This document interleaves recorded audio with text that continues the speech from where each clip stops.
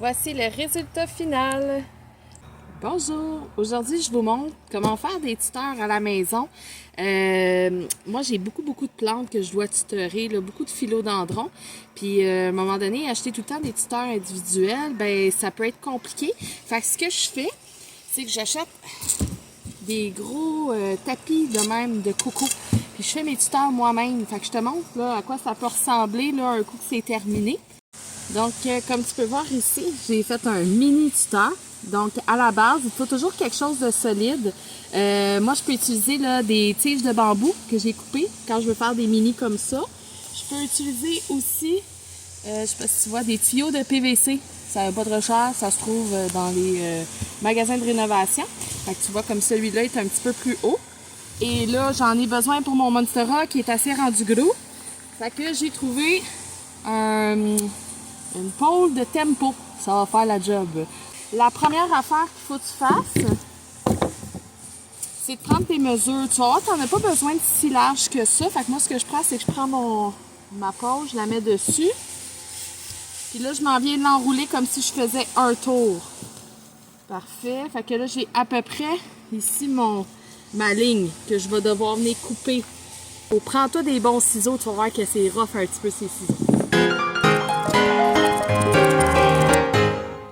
Fait que quand c'est fait, après, tu vas venir installer ta pôle sur ton coco.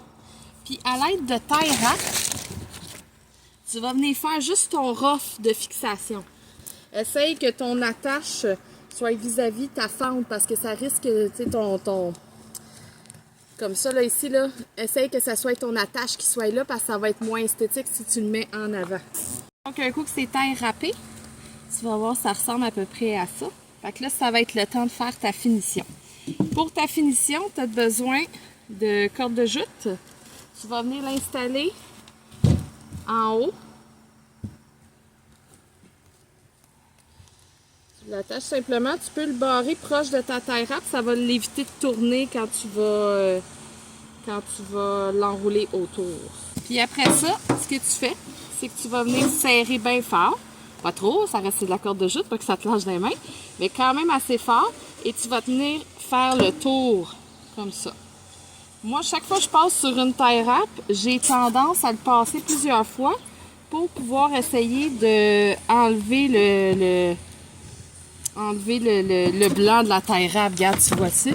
Comme ça, on le voit plus.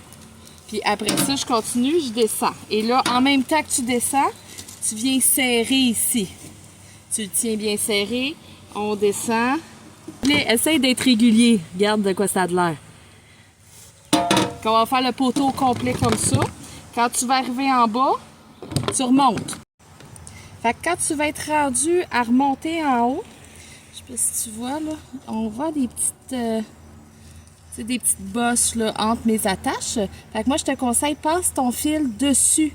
Fait que comme ça va te permettre d'avoir vraiment une surface qui est lisse plutôt que d'avoir une surface qui est cabossée comme ça. C'est sûr que c'est l'arrière, fait que c'est moins grave, mais si tu as le sens de la perfection, ben on va essayer de passer dessus.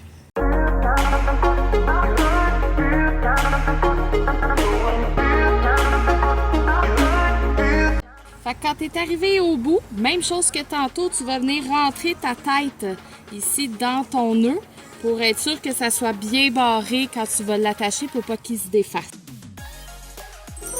Voici le résultat final. J'ai une belle pôle de coco.